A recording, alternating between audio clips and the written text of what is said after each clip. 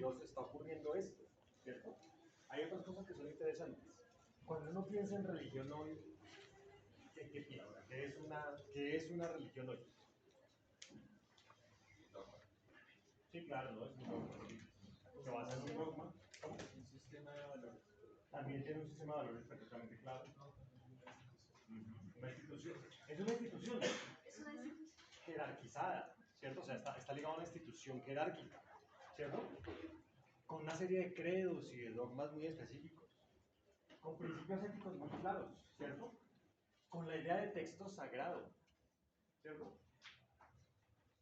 A veces vinculada a la idea de creencias en el más allá.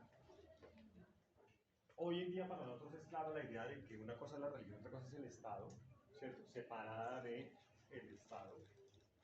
Hoy en día nosotros tenemos la idea de que una religión me compromete exclusivamente a ella, ¿no? Yo soy cristiano y por lo tanto no puedo ser cristiano y judío, ¿cierto?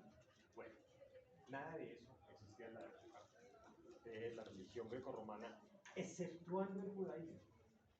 Pero en el momento en el que se escriben estos textos, esa idea simplemente no existe. Esa idea es una idea moderna de religión. Es la idea que tenemos hoy en día de religión. Pero lo primero que ustedes deben entender es que en esa época así no se vivía la religión. Lo que dice usted acerca de contrastar religión con el Estado, creo que podríamos relacionarlo con eso que dijo Jesús en aquella ocasión: dad al César lo que es de César y a Dios lo que es de Dios. Buenísimo, exactamente, ¿no? Exactamente. ¿No? O sea, a César lo que es de César, a Dios lo que es de Dios, es separación entre iglesia o entre religión y Estado, ¿no? Pero eso no era necesariamente claro. Primero, para la época de la religión grecorromana, o sea, hay que tener en cuenta que la zona que hoy se conoce como Palestina, ¿cierto? Había sido dominada por todo el mundo, desde el siglo VI antes de Cristo hasta el siglo I, ¿no? A ver, les hago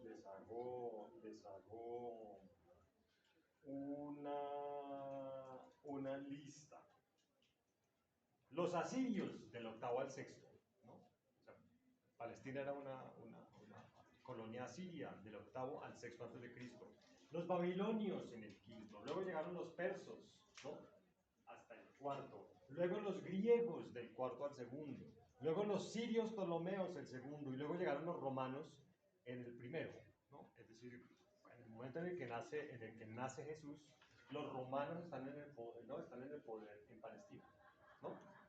Entonces, deben tener en cuenta eso para entender que cuando estamos hablando de la religión en la zona de Palestina, en el momento de la existencia de Jesús y de la escritura de estos textos,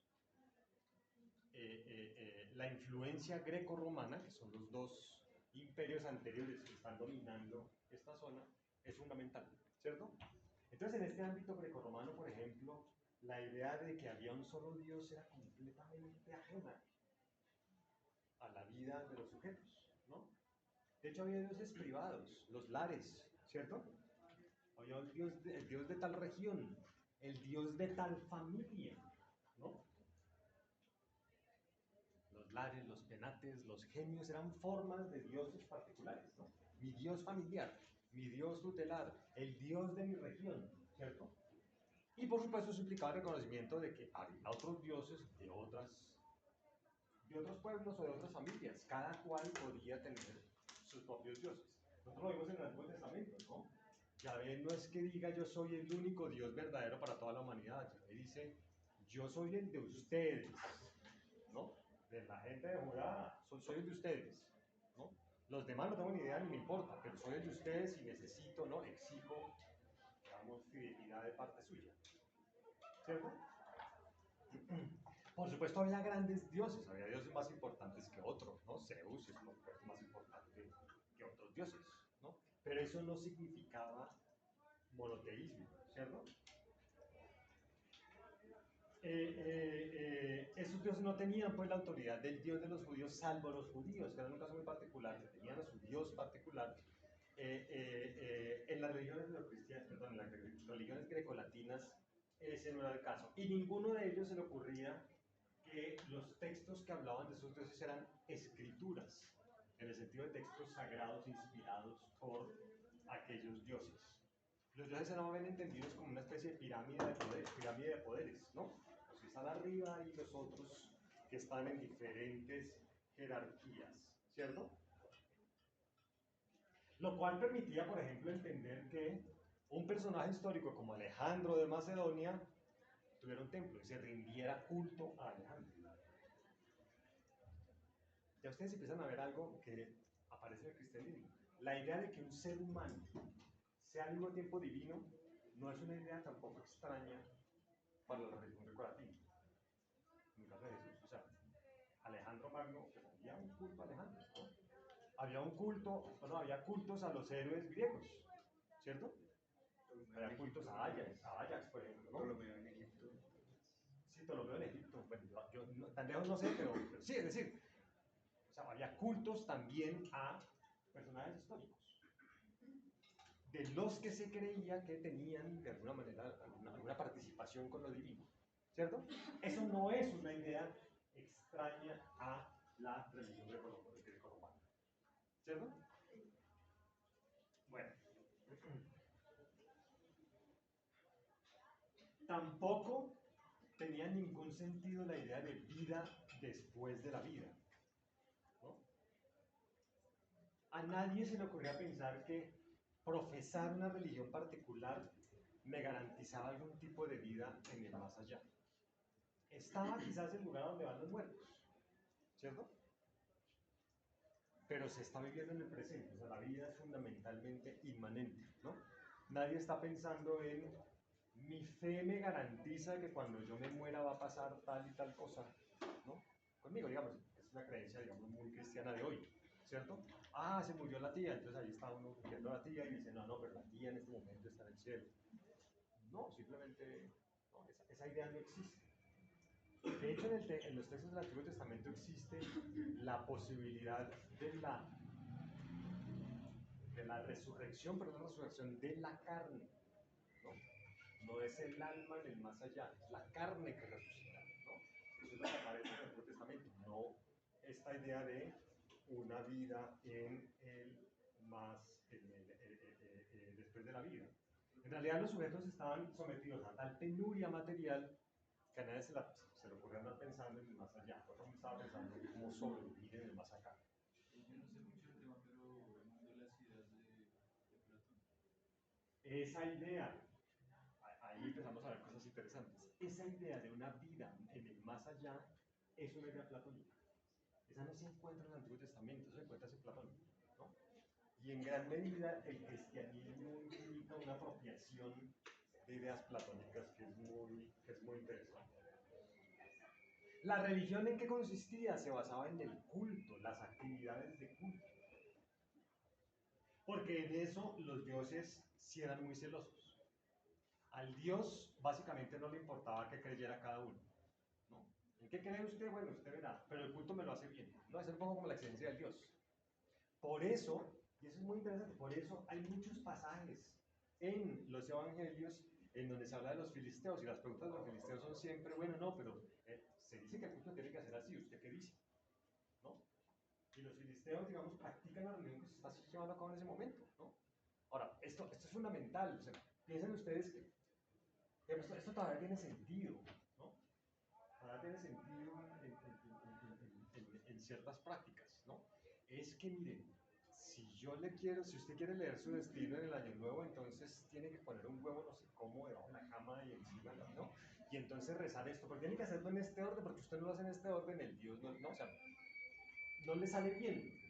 Es una manera secular de cómo se entiende la lógica de la relación con el Dios, ¿cierto? Se tiene que practicar un culto según reglas muy estrictas para que el Dios efectivamente escuche, ¿cierto? Y el Dios se manifestará diciendo, ¿se escucha o no? Y si no me sale lo que yo esperaba, pues entonces fue que Dios no escuchó y hice algo mal en el culto, pero eso no tiene nada que ver con el comportamiento individual ni con la creencia particular del sujeto. Por eso se incorporaban cultos cualquiera, ¿no? Venga, ¿a usted ese Dios le funcionó? Sí, pues yo hago lo mismo. ¿Cómo es que tengo que hacer? Entonces así. A cargo, bueno, o está a cargo, por supuesto, de sacerdotes y de personas profesionales encargadas de ese culto, ¿no? Había, por supuesto, cultos diarios y cotidianos, ¿no? Esto de regar el vino antes de beberlo, que hoy en día también se hace, ¿no? Para las almas, para las almas se rega un poco.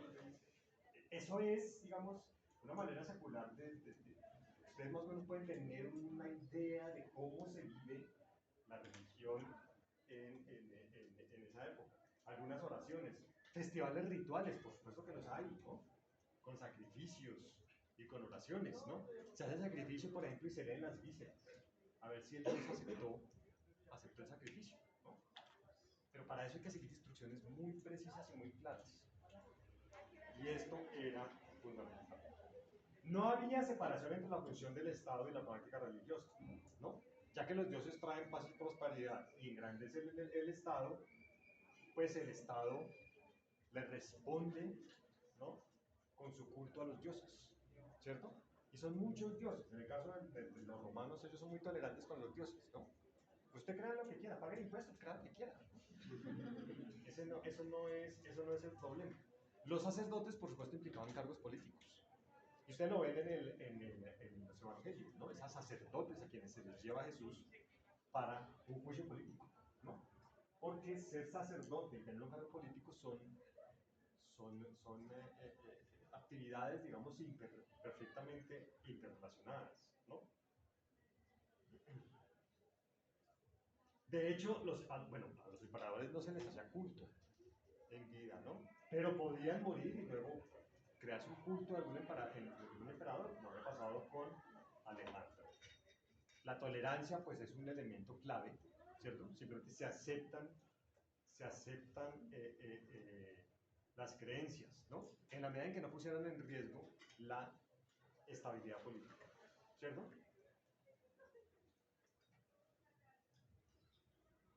Eso era lo fundamental. Una pregunta, lo que se está explicando del culto, o sea, se podría decir que en ese tiempo había una línea casi, o sea, difusa entre el culto y la superstición. Sí, es curioso, sí, ¿no? Como que la idea de superstición separada de las religiones es una idea moderna, ¿no?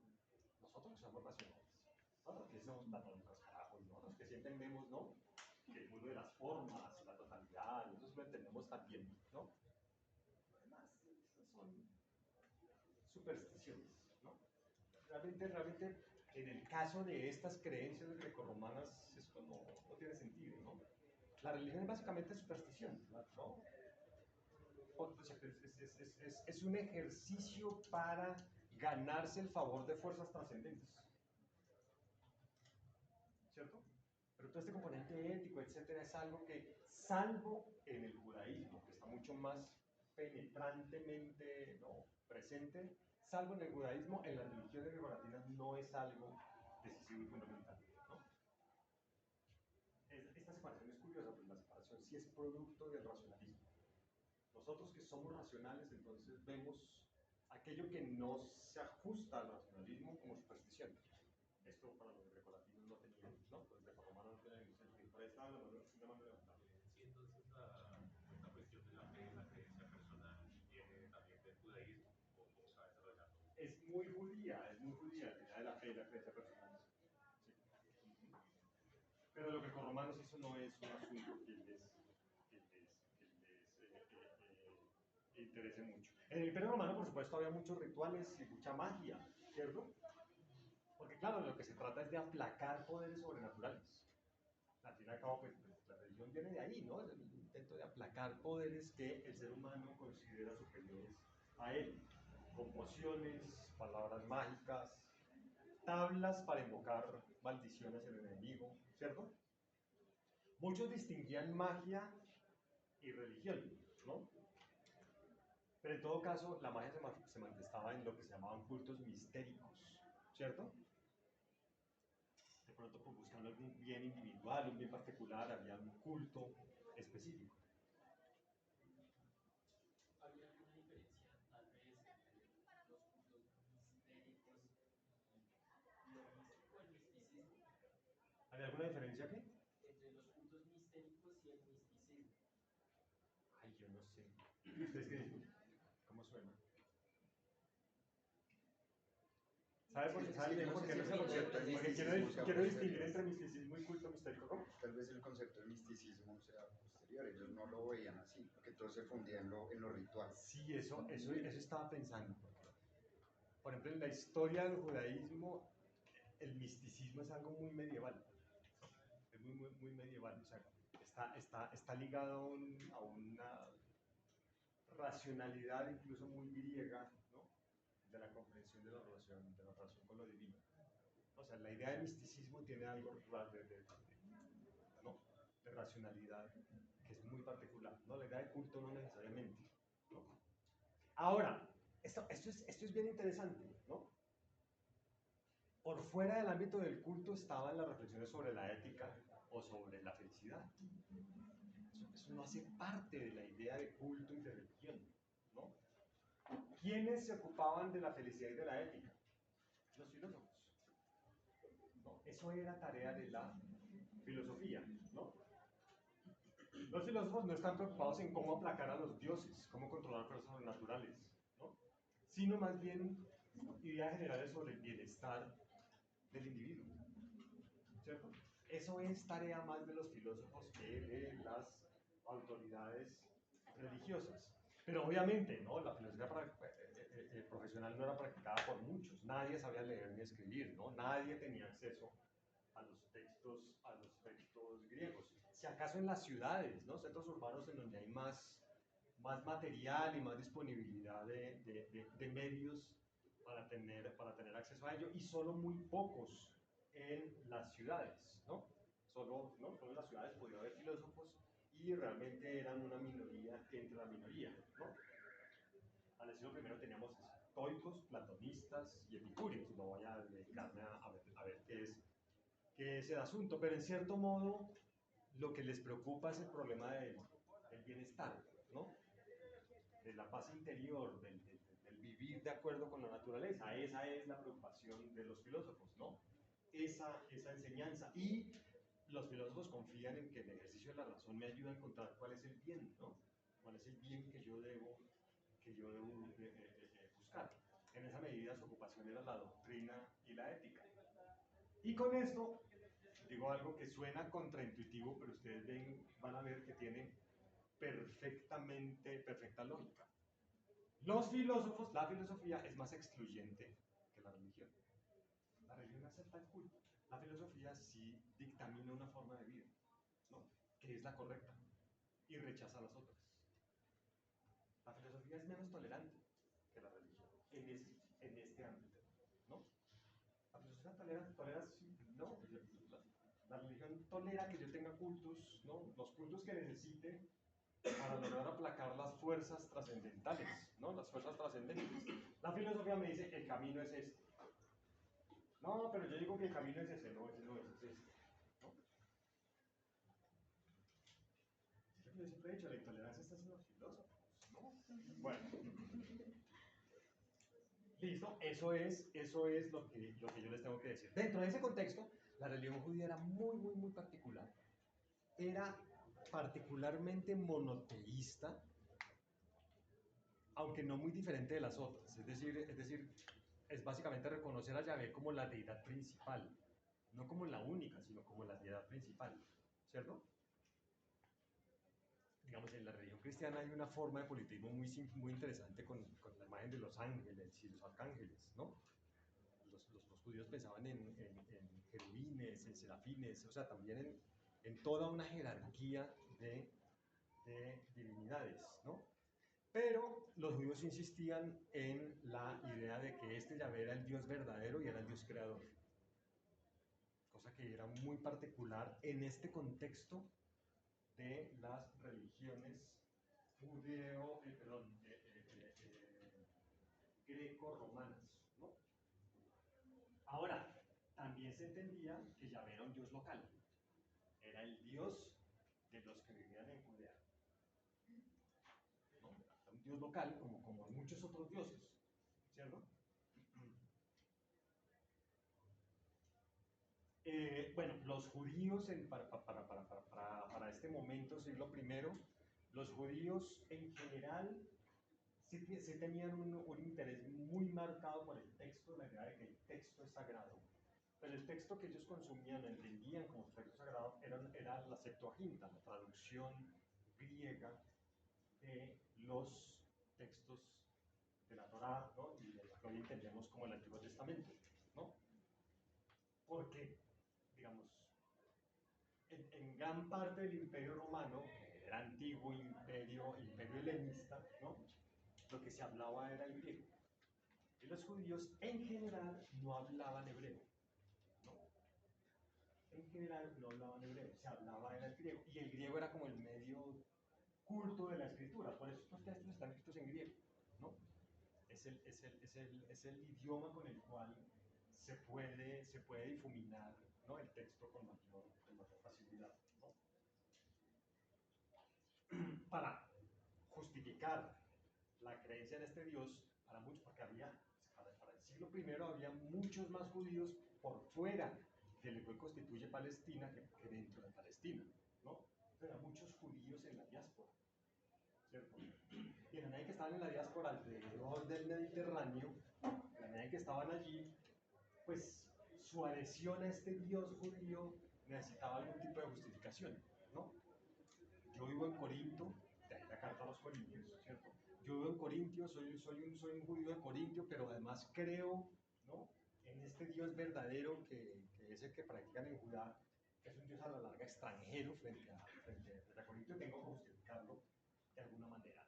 Y la justificación típicamente judía es que entre Dios y ese pueblo hubo un pacto, una alianza, ¿cierto? Nosotros leímos en el Antiguo Testamento alianzas, ¿no? Es un problema de firmar alianzas, ¿no? Se hace una alianza con Noé, se hace una alianza con Moisés, ¿cierto? Y la idea de la alianza es un elemento fundamental en la religión judía. Los judíos estaban comprometidos con algo que ellos llamaban la ley, la Torá, ¿cierto? La ley, que es un mandato, que además es un mandato que los bendice. La ley hay que cumplirla con felicidad, porque es la garantía de que Dios está aquí, ¿no? De que Dios está acompañándonos. ¿Qué más podemos decir? Había instituciones importantes para estos judíos. En Jerusalén el templo era el lugar central. Era el centro del judaísmo, era el templo en Jerusalén. Ustedes van a ver que el templo ocupa un lugar fundamental en el Nuevo Testamento, ¿no? Es una estructura sagrada. Bueno, el templo aparece en el Antiguo, ¿cierto? Están las instrucciones de cómo se debe crear. Era una estructura sagrada. Se supone que dentro del templo, encerrado en un velo, habitaba el Dios de los judíos. Ese centro se llama el Santo Santorum, ¿no? Y es importante que esté rodeado por un velo para contener ahí el Dios de los judíos. Era un sitio cerrado, oscuro, sin absolutamente nada, al que solo un sacerdote podía entrar, ¿no?, una vez al año. Pero era un lugar, ¿no? Aquí está Dios, ahí habita Dios. Piensen lo siguiente: en varios evangelios, ya no recuerdo en cuáles, en Lucas por lo menos sí, cuando Jesús muere, se rasga el velo del templo. Entiéndanlo en ese sentido. Se rasga el velo del Santo Santorum. Y después ustedes leen y entonces empiezan a pensar, ¿qué implica ese rasgarse? ¿Que se rasgue el velo? Es mucho, es fuerte, ¿no? Es fuerte, es el velo en el cual Dios habita. El templo tenía una altura de un edificio de 10 pisos de hoy. Estaba hecho en piedra, ¿no? Se dice que las puertas requerían 20 personas para ser accionadas. Se terminó de construir en el año 63 y fue destruido en el 70. Duró muy poco. Pero ustedes van a leer en los evangelios cómo la destrucción del templo tiene un papel muy importante. Obviamente, por ejemplo, Lucas habla de la destrucción del templo, ¿no? ¿Eso qué nos indica? Que el evangelio de Lucas fue escrito después del 70. ¿Sí o no? El que lo escribió tuvo que haberlo hecho después de que el templo fue destruido. y reconstruyó toda esta historia, ¿no? ¿Cierto? Después de la destrucción. Estas son, por ejemplo, formas de datar, ¿no? ¿No? De dónde es que vienen estos, ¿no? Cuando fueron compuestos quizás estos manuscritos. Las sinagogas, en cambio, está el templo, pero las sinagogas, en cambio, son locales, ¿cierto? Son iglesias locales para actividades que tienen lugar el sábado. Esa era otra característica de los judíos frente a la religión grecolatina, ¿no? Tenían un día sagrado, un día en el que no hacían nada. Eso les daba la fama de perezosos, ¿no? Una cosa muy rara, ¿no? Pero era parte, pues, de la ley, de la Torá y de la alianza que ellos tenían con Dios, ¿no? Y en la sinagoga también se tienen discusiones sobre la Torá, ¿no? Eran una especie de clubes, ¿cierto? Como asociaciones grecorromanas también, ¿no? De clubes de reunión que más o menos tienen la función de las mezquitas de hoy, ¿no? La mezquita tiene un poco esa función, es una especie de centro social a donde se acude a hablar de religión, ¿no? Y a tener ciertos puntos particulares locales. Bueno, eso es, en esa situación estamos. En las situaciones que se escriben esos textos y que se empiezan a consumir. ¿Cuánto tiempo tenemos? Ah, no, tenemos suficiente. Hagamos un ejercicio. Hagamos un ejercicio, entonces, para que veamos cómo vamos a funcionar.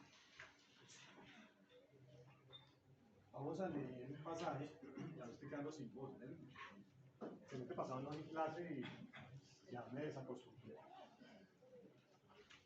Mateo 26:61. Vamos a leernos en el orden en el que están aquí publicados. 26:61.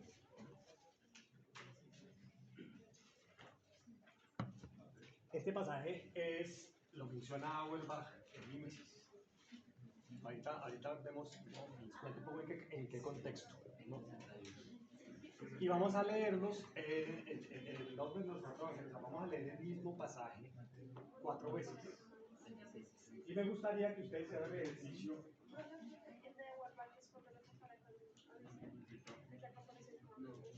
No, este es el Nuevo Testamento. No, pero la comparación de Auerbach no menciona incluso las comparaciones. Sí, ahora 69.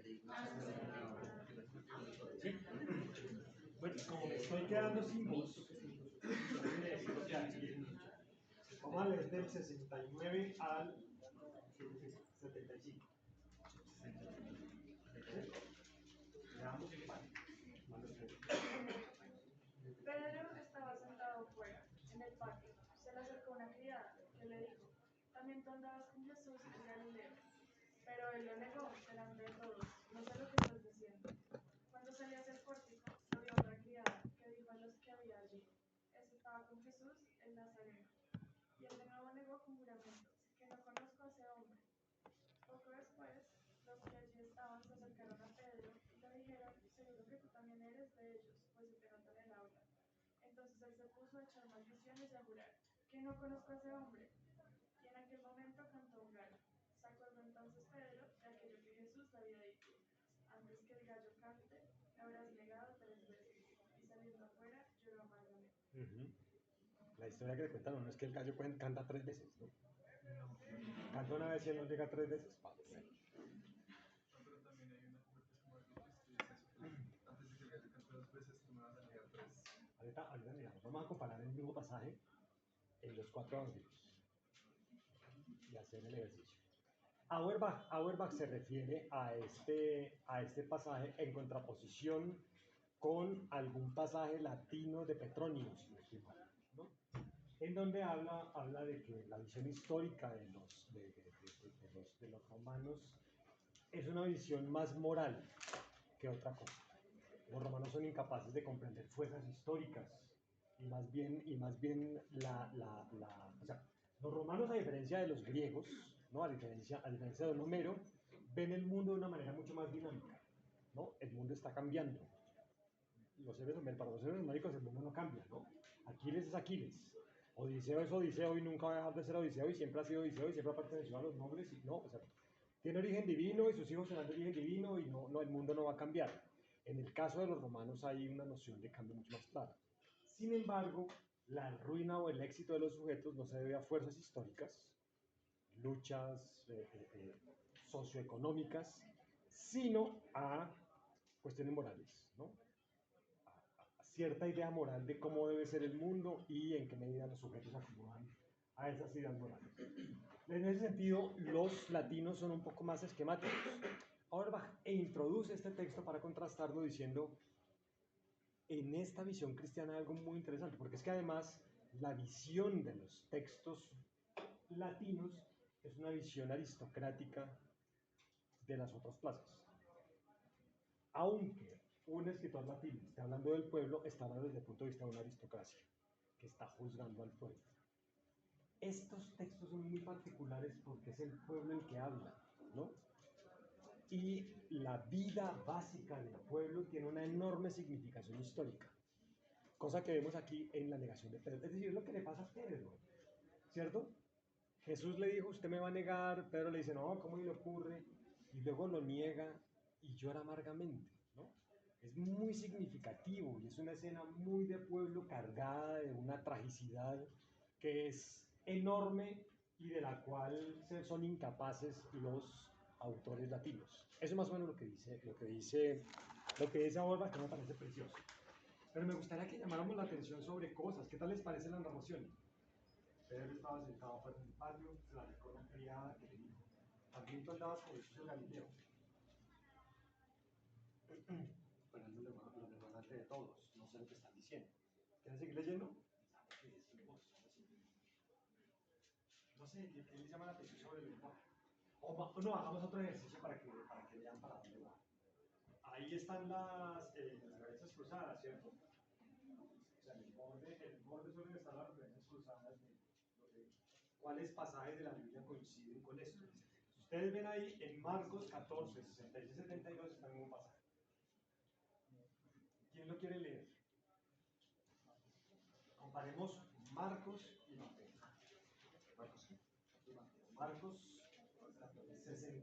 Marcos 14, 66, 72.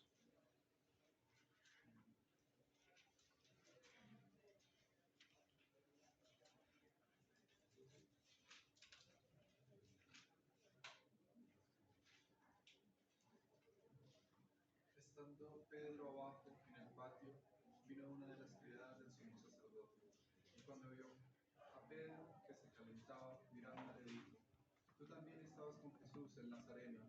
Mas él negó diciendo, no le conozco, ni sé lo que dices. Y salió a la entrada y cantó el gallo. Y la criada, viéndole otra vez, comenzó a decir a los que estaban allí, este es de ellos. Pero él negó otra vez. Y poco después, los que estaban allí dijeron otra vez a Pedro, verdaderamente tú eres uno de ellos, tú eres de ellos, porque eres Galileo, y tu manera de hablar es semejante a la de ellos. Entonces él comenzó a maldecir y a jurar, no conozco a este hombre de quien habláis. Y el gallo cantó la segunda vez. Entonces Pedro se acordó de las palabras que Jesús le había dicho, antes que el gallo cante 2 veces, me negarás 3 veces. Y pensando en esto, lloraba. Comparemos los dos pasajes. La información es básicamente la misma, ¿no? Pero ¿qué diferencias hay? Acá dice que me parece que habla como Galileo. que habla como los Galileos, que habla como los Sí, que habla como un momentito. Que habla como los galileos. ¿Dice en Marcos o en Mateo? en los dos hace referencia. En los dos, ¿no? Por el Sí, acento, por el acento particular. Sí, sí. ¿Qué más? Yo no sé, ¿qué les llama la atención? Me gusta que, bueno, me gusta que acá diga que el gallo, o sea, antes de que el gallo cante 2 veces, te va a negar 3 veces. O sea, me gusta el número como, sí, más dramático. Y más simbólico, ¿cierto? Son dos veces frente a los 3. O sea, hay un elemento ahí simbólico curioso en el caso de Marcos que no está en Mateo. ¿Qué más? El nivel de detalle es mucho más elevado, ¿no? Es ¿En como Marcos que en Mateo? abajo. No, porque a ver, entonces, como está Pedro fuera en el patio ¿Cuál? Tiene la en la que está como calentándose. Está calentándose Como que no y se está le ve abajo, sentado. pero está afuera. Ajá, ajá. ¿Cómo hacemos para comparar los dos? Es que tocaría como que alguien no leyera uno y estamos leyendo el otro. Versículo, versículo. Versículo a versículo, pero ayúdenme ustedes porque me quedé sin voz. Leamos versículo a versículo. ¿Quién coge Marcos y quién coge Mateo? Marcos y Mateo. Mateo. Listo. Entonces leamos versículo a versículo a ver, y vamos a hacer una comparación, a ver qué diferencias vemos. Marcos. Comencemos con Marcos. Estando Pedro abajo en el patio, vino una de las criadas del sumo sacerdote. Cuando vio a Pedro que se calentaba mirándole, dijo: Tú también estabas con Jesús en Nazaret. Hasta ahí. Y Pedro estaba sentado fuera en el patio y se acercó a él una criada diciendo: Tú también estabas con Jesús en Galilea. Listo. ¿Qué opina? Uno es nazareno, el otro es galileo. Y en uno es la criada del sumo sacerdote. Y el otro es como una criada. En uno es la criada del sumo sacerdote, en Marcos es la criada del sumo sacerdote, ¿cierto? Sí. Pedro se está calentando en Marcos, hay un nivel de detalle mucho mayor, ¿cierto? En Mateo apenas está en el patio, Afuera se está afuera sentado, ¿cierto? Aquí se está calentando, hay una descripción de la labor que está haciendo. y además está abajo, lo que implica también como un espacio diferente. No es solo afuera, implica también como niveles. También implica niveles, ve qué bonito, ¿no? Sigamos. Siguiente. Mas él negó diciendo: No le conozco, ni sé lo que dices. Y salió a la entrada. Listo. Cantó el gallo. Pero él llegó delante de todos diciendo: No sé lo que dice. ¿Y salió? ¿No salió? No, no entiendo. Eso dice aquí en el siguiente versículo. Pero tengo delante de todos diciendo, sí, no sé lo que está diciendo. Hay mayor nivel de detalle en Marcos, ¿no? Sigamos. La criada salió fuera del vestíbulo, aquí no había salido. Y la criada, viéndole otra vez, comenzó a decir a los que estaban allí: Este es de ellos. Pero él negó otra vez. Listo. Poco después, Hasta ahí. Y saliéndole a la puerta, le vio otra y dijo a los que estaban allí: También este estaba con Jesús de Nazaret. ¿Qué más podemos decir de comparación Pues general? en Mateo hay dos criadas, o sea, hay dos pruebas de que Jesús estuvo con Jesús. Aquí es como él negando la voz de Salomón. En Marcos no se lo niega. En Marcos está negando ante una persona, en Una Mateo. persecución incluso. Es la misma criada que lo vuelve a ver. Lo está siguiendo. Sí, pero sí. Sí, ¿no? La criada aparece persiguiéndolo. Como que está todo incómodo y como que intenta irse y la criada es como... Sí. No huyas, cobarde. En cambio, en Marcos son dos criadas. Sigamos. pero él negó otra vez. Poco después, los que estaban allí dijeron otra vez a Pedro: Verdaderamente tú eres de ellos, porque eres Galileo. Tu manera de hablar es semejante a la de ellos. Y negó otra vez con juramento: No conozco al hombre. Y un poco después se acercaron los que estaban por allí y dijeron a Pedro: Verdaderamente también tú eres de ellos, porque aún tu manera de hablar te describe. Ajá. Es curioso porque en Marcos, en la versión mía de Marcos, que es literal, no dice nada de la manera de hablar. Acá tampoco. Los demás que dicen, ¿cómo? Sí, solo dice que es Galileo. Ajá. No dice que es galileo, no hablan de la forma de hablar. Yo, como les digo, yo confío en esto bastante, ¿no? Es decir, aparentemente en el texto original griego no está lo del acento, ¿cierto? Lo introdujo el traductor tratando de armonizar las versiones. Sigamos. Entonces él comenzó a maldecir y a jurar: No conozco a este hombre de quien habláis. Entonces él comenzó a maldecir y a jurar diciendo: No conozco al hombre. Y enseguida cantó el gallo. Y enseguida cantó el gallo. ¿Sí? Hasta el final. Y el gallo cantó la segunda vez. Entonces Pedro se acordó de las palabras que Jesús le había dicho: Antes que el gallo cante 2 veces, me negarás 3 veces. Pensando en esto, lloraba.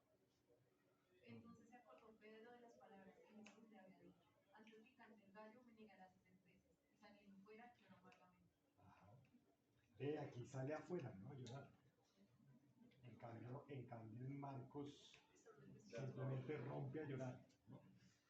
Hay un gesto mucho más, es más fuerte el de salir, ¿cierto? En el caso de Mateo. Comparémoslo con Lucas. Ahí dice, ¿no? Lucas 22, 55, 62. Creo que yo quería volver un poco a lo de la porque me vuelve loco como la idea de que el pueblo apele desde la negación. Es como ellos ya niegan a Jesús de por sí, quieren confirmar que esta otra persona no hace parte como de sus seguidores. Entonces me hace muy raro como la posición de apelación que tiene pues el pueblo con la idea de Abraham, como tal, las tres personas que preguntan, le dicen a Pedro, como no, pues nosotros ya negamos como tal a Jesús, se podría decir en ese aspecto. Siento No espere porque no veo la relación con la boda. lo que dijiste que no lo ve como un pueblo, que es la idea del pueblo, la voz del pueblo. Pero ellos como que lo que quieren de Pedro es una confirmación de que no es seguidor de Jesús. Entonces asumen, ellos se paran desde una posición de no seguidor de Jesús, desde la negación. No, pero más allá de la interpretación, porque ahora no está muy interesado en la interpretación del pasado, sino en entender cómo para el autor de este texto, ahora cita a Mateo, ¿no? El autor de este texto le da una mayor importancia al pueblo. Y el mismo Pedro es parte del pueblo, ¿no? O sea, el pueblo tiene un papel protagónico y sus más pequeños acontecimientos, como la negación de un amigo, tienen un significado profundo que lanza las dudas del pobre Pedro hacia arriba, hacia lo trascendente, ¿no? A diferencia de lo que pasa con la tradición de textos latinos, en los que el pueblo es retratado por lo general de manera más bien caricaturesca y es juzgado moralmente. Más allá de la interpretación particular de cómo actúa el pueblo aquí. O sea, la idea de que el pueblo aquí es protagonista de todo un drama en este texto. En el caso de la literatura latina, que es heredera de la griega, eso no es así. ¿Sí? Vámonos a Lucas. Lucas, ¿estamos bien? 22:55. Listo. ¿Quién quiere leer? Yo. Habiendo encendido fuego en medio del atrio y sentándose, Pedro se sentó también entre ellos. Viéndole una sierva sentado a la lumbre y tocándose el hilo, este estaba también con él. Él lo negó diciendo, no le conozco, mujer. Después de poco le vio otro y dijo, tú eres también de ellos. Pedro dijo, hombre, no soy. Transcurrida cosa de una hora, otro insistió, diciendo, en verdad que éste estaba con él, porque es Galileo. Dijo Pedro, hombre, no sé lo que dices. Al instante, hablando aún él, cantó el gallo. Vuelto el Señor vino a Pedro, y Pedro no se acordó de la palabra del Señor cuando le dijo, antes que el gallo cante hoy me negarás 3 veces. Y saliendo fuera lloró amargamente. ¿Qué opinan de esto? Más Yo detallado. lo Es tengo. como una unión entre los dos, ¿no? Que tiene, es que tiene tanto lo de que la persecución es de varias personas, el tema de que estaba haciendo algo más de simplemente estar en el patio y lo de salir llorando, salir llorando. Sí, sí, sí, sí. Pero hay algo más. Yo creo que fue significativo que Pedro entre a sentarse con ellos. Claro, ¿no? Y que sea el hombre que le interpele, no la criada. Aquí es un hombre que lo interpela, ¿cierto? ¿No? Y Pedro se sienta, ¿cierto? Lo introducen en la casa del sumo sacerdote y Pedro lo va siguiendo. Se acerca porque está el fuego. A ver, un momentito, porque es que yo mismo estoy enredado. En Mateo no hay fuego. En Marcos se está calentando. Pero aquí está el gesto de acercarse al fuego para calentarse. Lucas es mucho más detallado, ¿cierto? Diríamos mucho más realista, aunque la palabra no funciona muy bien, pero en el sentido de que hay más atención al detalle. Es que yo estaba pensando como, pues esto son como reconocimientos, ¿no? Se está narrando un reconocimiento de que Pedro, pues, pertenece o no pertenece, se le juzga. Y quien hace este señalamiento, pues, sí mencionamos, pues son sirvientes, son criadas, y una se le marca, se le reconoce porque es de Galilea. Y bueno, sí está como esta cuestión del acento, del habla, pues sí llama la atención de que en una versión no esté. pero que se mencione el hecho de que sea Galilea me hace pensar, pues no sé si sea así, pero yo tengo entendido como que la región de Galilea es como más pobre que la región de Judea, que pues es donde están los templos, donde está la gente pues más culta, y es donde pues hay más recursos. Entonces es más fácil identificar, o sea, que una sirvienta identifique a alguien que es de una clase menor, que digamos está tratando de mimetizarse en este juego, mimetizarse con ellos, como pasar desapercibido, pero que sea específicamente una actividad que la reconozca, como que le da sentido, ¿no?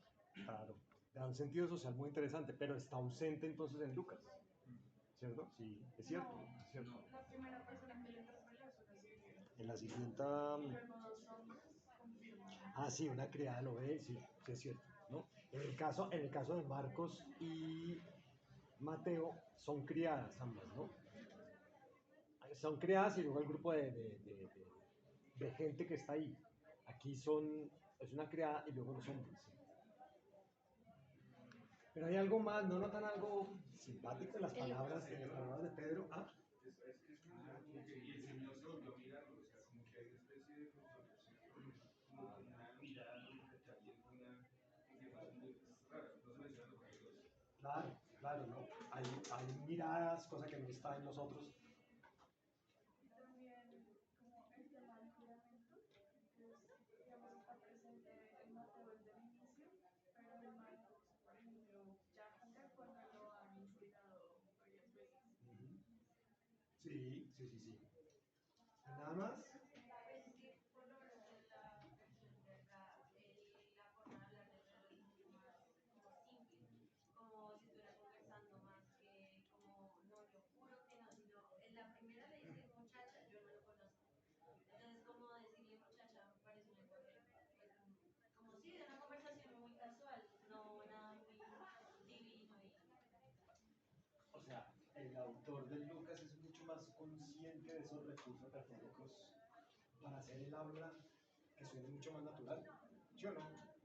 Es un autor mucho más consciente de cómo funciona el instrumento literario, cómo funciona el lenguaje, ¿cierto? Aquí la traducción de Eusebio a mí me encanta porque lo que dice, lo primero es, no lo conozco, mujer. Luego cuando le dicen, tú también eres de ellos, él responde, no hombre, que no lo soy, ¿no? No hombre, no, ¿cierto? Y luego cuando vuelven a decirlo dice, hombre, no sé de qué me estás hablando. Es muy oral, ¿cierto? O sea, Lucas entiende mucho mejor que Mateo y que Marcos cómo se escribe. Cómo se escribe y cómo se producen efectos estéticos a partir de cómo es que habla la gente, ¿cierto? Pero Mateo, si es Mateo, sí, también es consciente y es muy coherente en ese, o sea, usa una estrategia narrativa muy diferente que es más como solemne. Y en Mateo 26 ya se había predicho, Jesús le dice Pedro le dice a Jesús, yo no renegaré de ti. Y Jesús le dice, yo te aseguro que esta noche antes de que...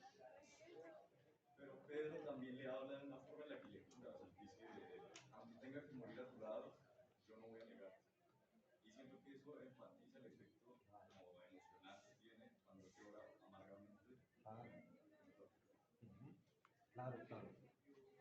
También, no sé, es como más dramático porque acá en Lucas, él no termina de hablar cuando el gallo canta. Entonces, mientras él está diciendo no, yo no, y el gallo canta.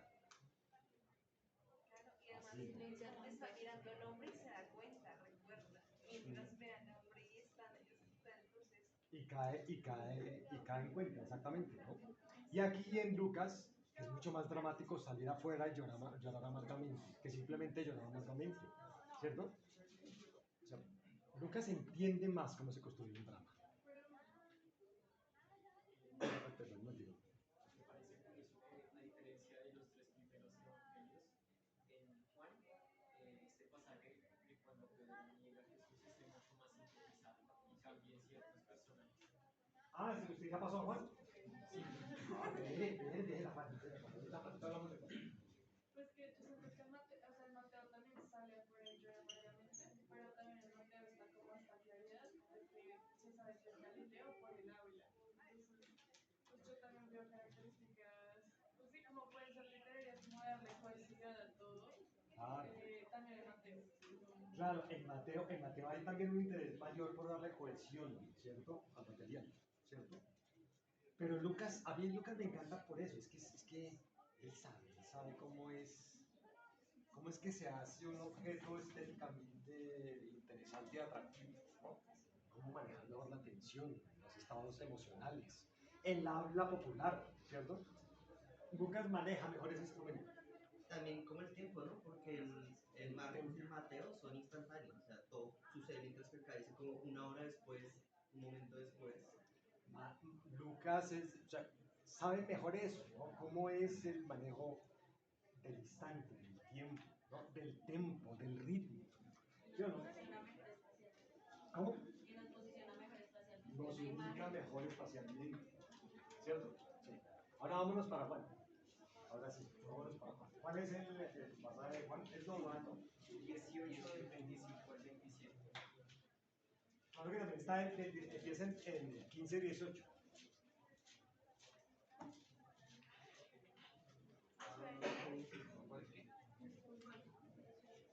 18, 15, 18 y luego 25, 27.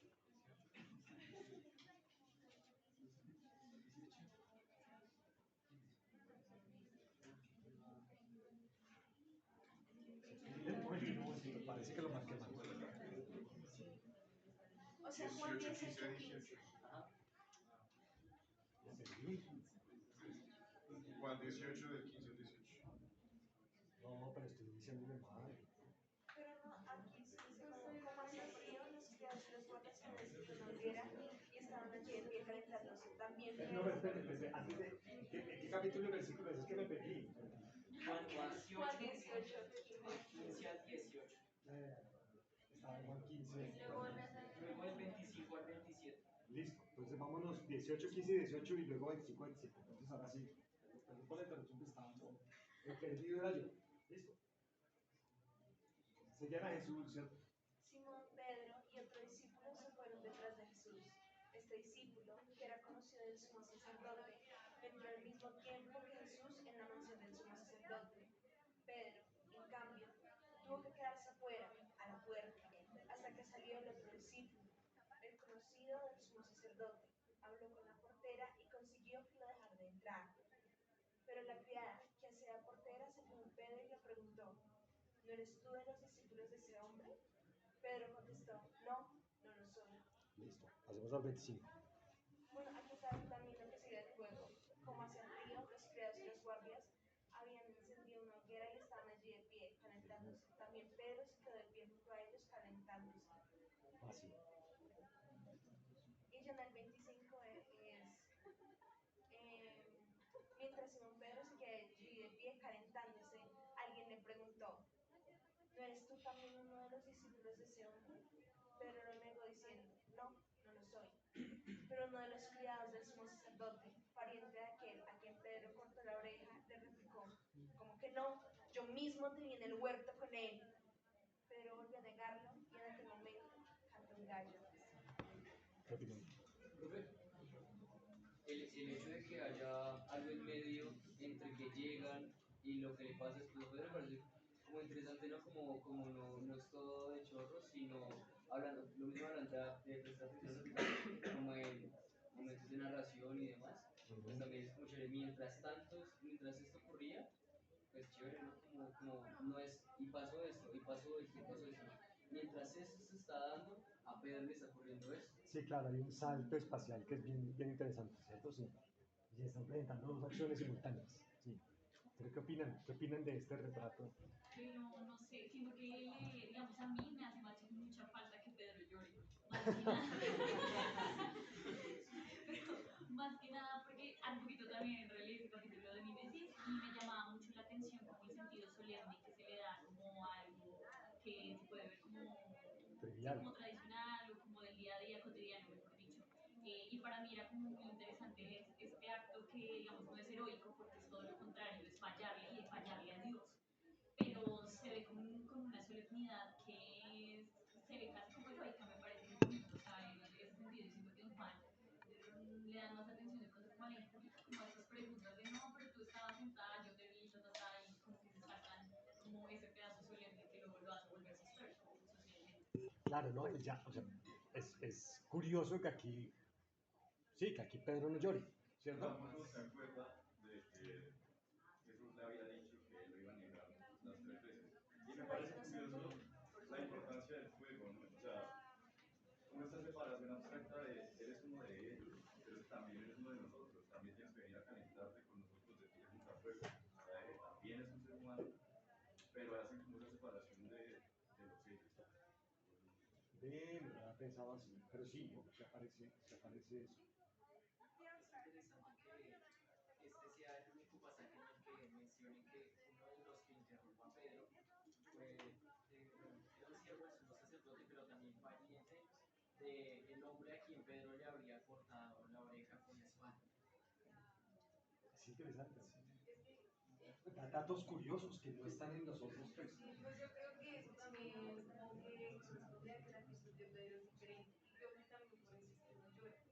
Porque, pues, o sea, se me hace raro como que llega y saca meses y es como no, o sea, este es un Pedro como más firme en el papel que está jugando de no haber sido siervo de Jesús. Y en cambio nosotros éramos como un Pedro que estaba como siguiendo adelante, por así decirlo. Creo que la actitud es La que te parece diferente, sí, sí, sí. Pero si uno piensa en la intención del autor, ¿no? ¿A qué le pone más atención el autor? ¿No? Esa carga como sentimental, esa circunstancia como de el pueblo y le estamos dando relevancia pues, a los sentimientos de esta persona pobre. Como que aquí Pedro parece un cínico, le preguntan como, hey, yo sé que es usted porque lo vi por allá, y él dice como, no, y no dice nada. Claro, ¿no?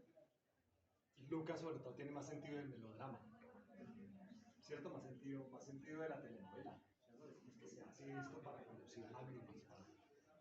Juan no, pero Juan está enfatizando cosas que son curiosas. Es que aquí es una casi como más propia, porque digamos nosotros como que no conocían en sí a Pedro, pero acá sí especifica que hay un pariente que queda como mal porque sabe quién es él, una relación como más pesada y también incluso luego ya cambiar mucho la actitud de Pedro frente a ese pueblo. Y está en un lugar muy específico, ¿no? O sea, está en la casa de su mamá. Está rodeado como de los que le están acusando. Se siente mal, rodeado. Estamos hablando del palacio del sumo sacerdote, eso también significa que ¿cierto? Y los otros tienen lugar afuera o en el patio, ¿cierto? Pero no en la casa del sumo sacerdote. Hay otra cosa que tiene Juan que a mí me llama mucho la atención y es que, voy a ponerlo de la manera más ramplona posible, Juan es más chismoso, ¿no? Este era el primo de no sé quién que era amigo de no sé, porque es que él era amigo de tal y por eso le dejaron entrar. Ese tipo de datos que ustedes lo van a ver en Juan, ¿no? Juan es feliz tratando de crear un mundo cerradito de relaciones familiares, cosa que no aparece necesariamente en los favoritos. Pero estas relaciones son interesantes, ¿no? ¿Será que le dieran vueltas a eso? Es que justamente como, bueno, sí, al escuchar eso como que fue, de pronto es como, bueno, no sé qué tan le pasaba a usted, pero me recordó mucho la Ilíada, como estos reconocimientos que se hacen a los personajes, como que ningún personaje puede ser porque sí, sino como este personaje se dijo de tal, que se tiene que ver con tal, y como que al final como que los personajes terminan relacionándose de alguna manera. No sé, me suena un poco a eso, y pues sí, ¿no? Sí, con ese comentario como de el mundo cerrado, como una relación más unificada, como que podría tener cierto sentido, como ese tipo de narración, y pensando también en el hecho de como justamente el drama, ¿no? El drama está marcado en los libros que hemos leído, y en el drama como que no se enfatiza porque la forma de enfatizarlo en los otros es como repetir, más o menos, como, y entonces se acordó, o sea, lo repiten es porque este personaje se acuerda, en este no se acuerda porque es como un destino ya dado, ¿no? Este tenía que pasar, entonces no se enfatiza. Está empezando a decir cosas interesantes, está empezando a decir cosas interesantes sobre esto, que esto tenía que pasar. Estamos hablando de un mundo más cerrado, donde hay más relaciones familiares. Pues a mí me parece interesante ver cómo en Juan y en Lucas, digamos, el título del apartado no tiene que ver con Pedro, sino con Jesús. Entonces Jesús es arrestado o Jesús es procesado. O sea, ahí lo que importa y además ese apartado continúa hablando de cómo pues Jesús fue llevado, de cómo lo acompañan. Entonces, pues por eso creo yo que no le hace tanto foco llegamos al punto que lo importante es Jesús y quién es Jesús. Yo creo que pues es, pues las del principio, los Mateo y Marcos, pues sí quieren resaltar a Pedro, esa es su misión, pero en esta tarea, en estos otros no es la misión. Ahorita, qué bonito eso. Dense cuenta que, claro, en los otros tres evangelios, este pasaje de Pedro está cerradito como una historia en sí misma, ¿cierto? Es un pasaje significativo. Aquí parece no ser tan significativo incluso porque hasta el narrador dice, partamos esto en la mitad, ¿cierto? Entonces leamos lo que hay en la mitad. Leamos lo que hay en la mitad. Porque usted tiene razón, le está prestando más atención a otra cosa, el narrador. ¿Cierto? O sea, le está poniendo cuidado a algo más, que no es el efecto melodramático de Lucas, ¿cierto? Que no es como esta especie de narración más bien para táctica de Marcos, o sea, ¿no? En cortes. Y no es tampoco lo de Mateo, es otra cosa. Juan está pensando en la articulación de estos hechos de otro modo. Entonces leamos lo que hay en la mitad. Y tratemos de ver ahora el conjunto completo, a ver qué nos dice. Alguien, por favor, lea lo que está en la mitad. Una así interrogó a Jesús. Y el sumo sacerdote preguntó a Jesús acerca de sus discípulos y de su doctrina. Jesús le respondió: Yo públicamente he hablado al mundo. Siempre he enseñado en la sinagoga y en el templo, donde se reúnen todos los judíos, y nada he hablado en público. ¿Por qué me preguntas a mí? Pregunta a los que han oído. ¿Qué les haya yo hablado? Y aquí ellos saben lo que yo he dicho. Cuando Jesús hubo dicho esto, uno de los alguaciles que estaba allí le dio una bofetada, diciendo: ¿Así respondes al sumo sacerdote? Jesús le respondió: Si he hablado mal, testifica en qué está el mal. Y si bien, ¿por qué me golpeas? Anás entonces le envió atado a Caifás, el sumo sacerdote. Listo, eso es lo que está en la mitad. Hagamos algo con eso. Funciona como contraste, ¿no? Jesús diciendo que he hablado abiertamente, puedes preguntar a cualquiera y inmediatamente Pedro negando que no tiene nada que ver con él. Qué contraste tan curioso, ¿cierto? No, pregúntele a cualquiera. Cualquiera puede decir, y el cualquiera está tan negando. Curioso, ¿no? Sí. El contraste es la verdad. No le está diciendo yo estoy hablando, o sea, lo que quiere decir yo estoy hablando bien. Si no, pues demuéstrame que no es así. En cambio, el otro quiere recurrir a todas las formas diciendo que no, o sea, con decir mentiras, con negar las cosas. Está contrastando una actitud que podemos llamar afirmativa, que es la de Jesús, con la de la negación, que es la de Pedro, ¿cierto? Sí, claro. Pero también siento que va media por el miedo, ¿no? El miedo a la muerte. O sea, es lo que dice Jesucristo ya se desprendió de eso en el momento en el que sabe que es su destino. Y Pedro siento que emana esa sensación de, no, no, no, de la necesidad de autoprotección. Sí. Y Ana me decía, ¿será que sí podía llorar estando en la casa de Ana? O sea, ¿será que no responde también a las condiciones materiales del drama propio de Juan? Por ejemplo, que se le pregunte y esa cosa. Pero, para seguir haciendo ejercicios así imaginativos, si el narrador de Juan fuera más lucasiano, más de la naturaleza de Lucas, aprovecha ese detalle, ¿cierto? Y Pedro se acordó de lo que Jesús le había dicho y quiso llorar, pero como estaba en la casa de Anás, no fue capaz de hacerlo y se contuvo. Y mire, con eso logra el público, está bien sollozos inmediatamente, ¿sí o no? Este no lo hace, ni siquiera usa eso. Pareciera que no le importa, pero especulemos. Cuando llegamos a Juan, todo esto va a tener sentido.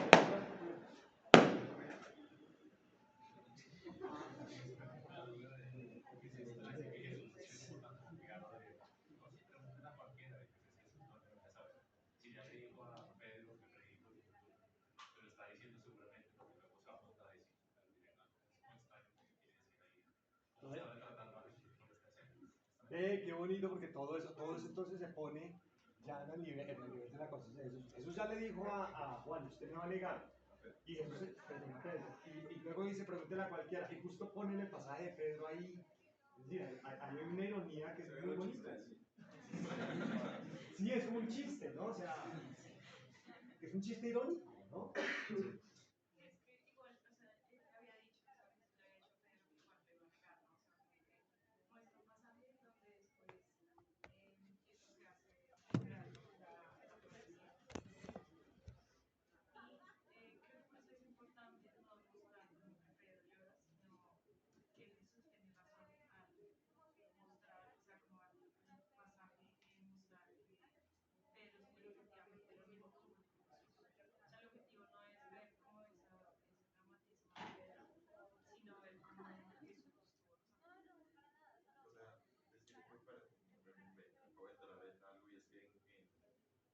momento Jesús tuvo razón. O sea, no fue irónico. O sea, sí fue irónico, pero no fue irónico porque tenía razón. O sea, Exacto, porque eso iba a pasar. Él no dijo, ¿cómo no me vas a negar? Me vas a negar y efectivamente pasó. Claro, claro. El punto no era.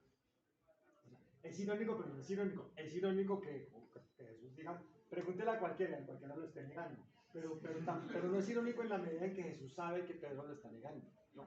O al menos eso es lo que nosotros suponemos. Pero yo creo que con este pasaje ayuda a entender un poco más la actitud de Pedro.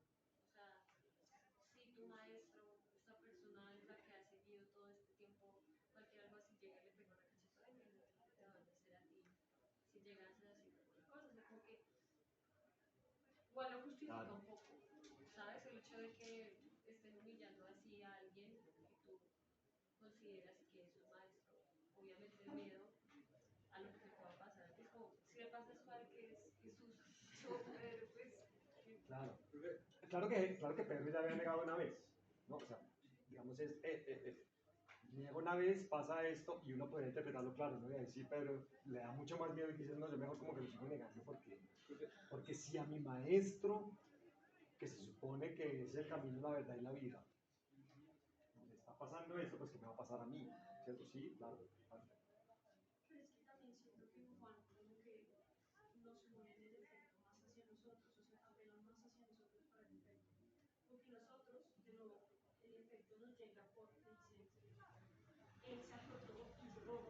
Acá no dice que diga que él se acordó y lloró, porque la última frase es la que juega todo, como todo el drama y todo lo dramático y enseguida suena la campana. Y nosotros ya sabemos lo que significa, no tenemos que pararnos a ver si él lloró o no, efectivamente. Y siento que también con esto de intercalar los pasajes están apelando a nosotros, a que nosotros leemos un poquito de eso. Pero para complementar lo que se está diciendo, el enseguida sonó la campana también tiene un sentido muy... Y esto era lo que tenía que pasar. Así tenían que ocurrir las cosas. ¿Cierto? Vean que el texto de Juan es mucho más simbólico, ¿no? Las acciones están cargadas como símbolos de algo, ¿no? De una articulación de un mundo cerrado, donde cada acción significa, ¿no? Y su significado no es melodramático, no es ese efecto melodramático tan maravilloso de Lucas, sino que es otro, es un símbolo de algo, de una relación especial con algo trascendente, ¿no? Eso tenía que ocurrir, y ocurrió, y con toda la ironía y con todo lo que, con todo lo que, la manera en que está configurado, debía ocurrir de ese modo. Dense cuenta que sin querer nosotros estamos empezando a entender que cada uno de estos autores está viendo el mismo acontecimiento de un modo diferente, ¿cierto? Y lo está cargando de algún tipo de sentido diferente. Yo creo que le presten mucho cuidado a eso. En Mateo, cuando se predice que él lo va a negar, justo antes dice que van a asesinar al pastor y el rebaño se va a separar. Y siento que es muy Mateo, o sea, como que es muy Mateo decir eso. Y en cambio en Juan, Pedro le dice que él moriría por Jesús, y Jesús lo que le devuelve la pregunta: ¿en serio morirías por mí? De cierto te digo que me vas a negar 3 veces antes que cante el gallo. Y siento que se potencia con lo que decía Nata, que nosotros sí nos acordamos, y eso tenía que... Claro, el lector es el que tiene que elaborar el símbolo, ¿cierto? Es el que tiene que elaborar algún tipo de significación simbólica, ¿cierto? Sí, claro, claro. Porque lo que hace Juan es sugerir, o sea, deja sugerencias abiertas para que el lector como que construya eso fragmentado.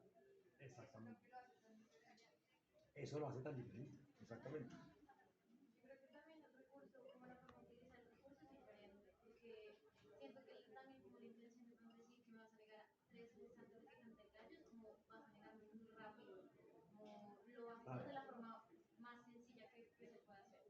Y hay algo que creo que ofrece Lucas, que es que ni siquiera alcanza a terminar de hablar, no me acuerdo si era Lucas o Mateo, y ahí es cuando canta el gallo. En cambio, en este, como ese recurso no es lo importante es como, yo siento que este dentro de todo también es un poco más melodramático, porque compara la traición directa, como de le están preguntando y él dice como, no, pregúntale a cualquiera,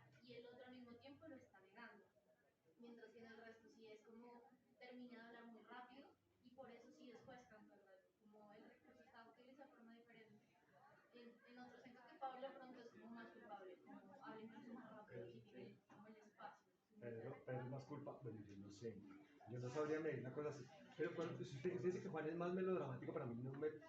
O sea, melodramática en el sentido de usar los recursos retóricos de la prosa para lograr ciertos estados emocionales. Me parece que Lucas es mucho más eficaz. ¿Cómo lo pongo esquemáticamente? Yo tengo la impresión de que Juan es más intelectual. O sea, Juan nos obliga a un ejercicio intelectual. Lucas nos hace sentir, ¿cierto? Nos hace sentir la tristeza, el dolor. Y Pedro, Juan nos dice, un momento, esto significa, ¿no? No, nos pone a pensar más en términos reflexivos que en términos, ¿no? Más con la cabeza que con el corazón, ¿no?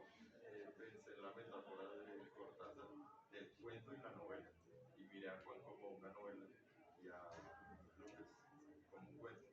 O sea, sí, teniendo en cuenta que Lucas da ese sentimiento por nocaut y de que Juan sí se toma su tiempo por puntos para explicar las cosas. Sí, lo he pensado así. Suena lógico. Suena lógico, ¿no? Pues creo que también en Juan el sector emocional no es tanto Pedro como lo sería Jesús y el hecho de que él dice esto sabiendo que lo están negando al mismo tiempo, o sea, es como un poquito, es trágico para Jesús, no para Juan, entonces por eso como lo que es Jesús en en la versión de Juan. Es más trágico para Jesús que para Juan. Sí, quizás sí. Estamos diciendo Juan. Todos sabemos, ¿no? Digámosle Juan, Jaime, no importa, ¿no? Estamos hablando de Pedro. Además, por ejemplo, también puede ser espacio, como el sumo sacerdote que está haciéndole todo esto y le dice, pregúntale a quien quieras. Pedro está en el patio de ese sumo sacerdote. Claro. Si se siente por eso es más trágico para Jesús, también como pensando en el hecho de que Jesús ya sabía que eso iba a pasar, ya diciendo, pregúntale a cualquiera, sabe que si van a preguntar, entonces, sí, también creo que eso tiene que ver con la intelectualidad y reconocer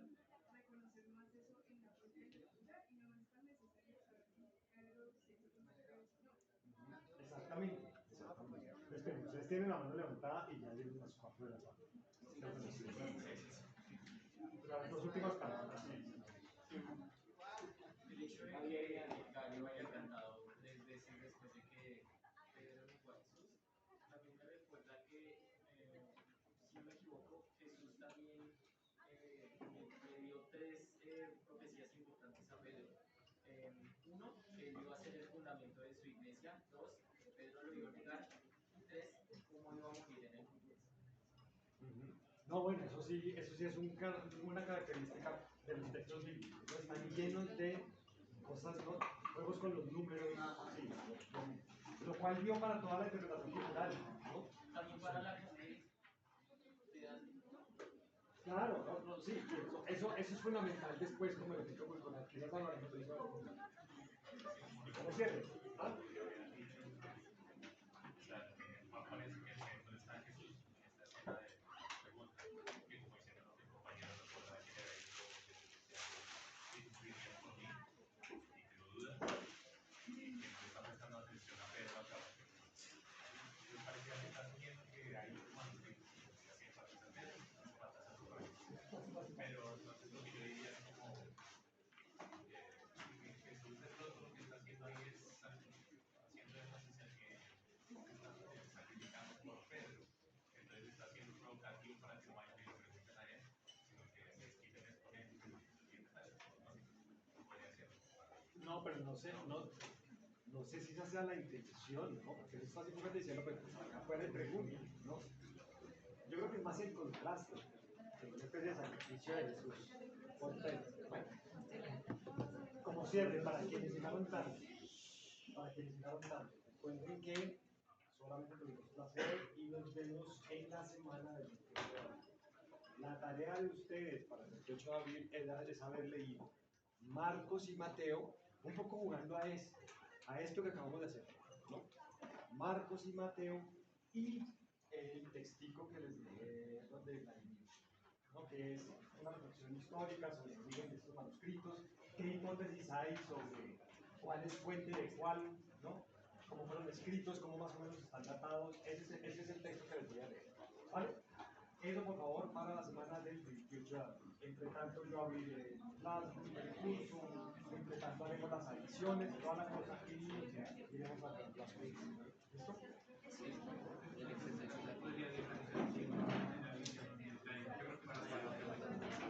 ¿Esta?